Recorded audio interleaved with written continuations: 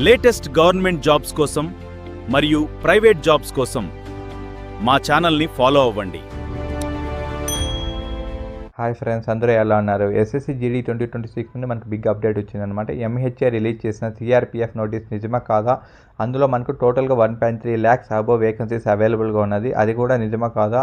మనకు SSC GD 2026 నోటిఫికేషన్లో మనకు సిఆర్పిఎఫ్లో ఎన్ని వేకెన్సీస్ అవైలబుల్గా ఉన్నది, మేల్ వాళ్ళకి ఎన్ని, ఫిమేల్ వాళ్ళకి ఎన్నో ఇప్పుడు చూద్దాం పూర్తిగా. ఇంకా వీడియోలోకి వెళ్తే ఎస్ఎస్సి జీడీ 2026 నోటిఫికేషన్లో మనకు టోటల్గా 25,487 వేకెన్సీస్ అయితే రిలీజ్ చేసింది అనమాట ఎస్ఎస్సి అనేది.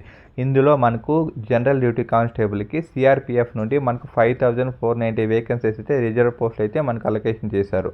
ఇందులో మేల్ వాళ్ళకి 5,366 వేకెన్సీస్, ఫిమేల్ వాళ్ళకి వచ్చేసి 124 వేకెన్సీస్. అలాగే ఇది ఎస్ఎస్సి డ్రైవ్ కాదనమాట, ఇది CRPF technical and tradesmen 2026 drive అనమాట. ఇందులో కూడా మనకు 9,195 వేకెన్సీస్ అయితే రిలీజ్ చేశారు.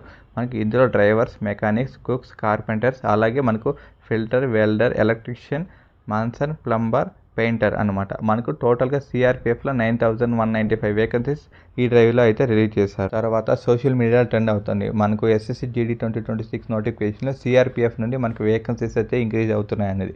మనకు ప్రజెంట్ అయితే ఎటువంటి వేకెన్సీస్ అయితే ఇంక్రీజ్ అయితే చేయలేదు. ఈ నోటిఫికేషన్ మనకు సిఆర్పిఎఫ్ నుండి రిలీజ్ చేసిన నోటిఫికేషన్ ఏంటంటే, మనకు ఎంహెచ్ఏ రిలీజ్ చేసిన డేటా ప్రకారం అయితే మనకు టోటల్గా సిఆర్పిఎఫ్లో 1,33,982 వేకెన్సీస్ అయితే అవైలబుల్గా ఉంది. ఇది వేరియస్ నోటిఫికేషన్లో ఫిల్ చేయాలి అనేది మనకైతే ఎంహెచ్ఏ అనేది పార్లమెంట్లో మనకు రాజ్యసభలో అనేది మనకు బిల్ అయితే అప్రూవ్కి అయితే ఇచ్చింది. మనకైతే మనకు 2026 నోటిఫికేషన్ అయితే టోటల్గా ఇన్ని వేకెన్సీస్ అయితే ఇవ్వదు. ఎంహెచ్ఏ విడుదల చేసిన గెటెజ్ నోటిఫికేషన్లోని మొత్తం మంజూరు అయిన పోస్టుల సంఖ్య ఇది, ప్రజెంట్ ఉద్యోగాల ప్రకటన కాదు.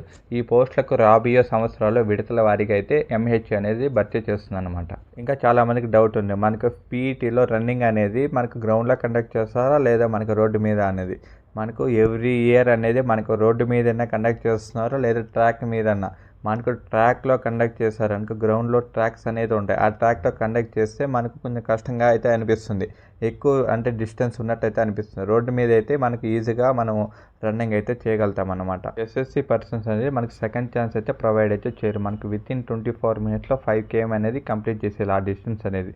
మనకు రెగ్యులర్గా ఎవరైతే ప్రాక్టీస్ చేస్తారో వాళ్ళకైతే ఈజీగా అయితే అనిపిస్తుంది.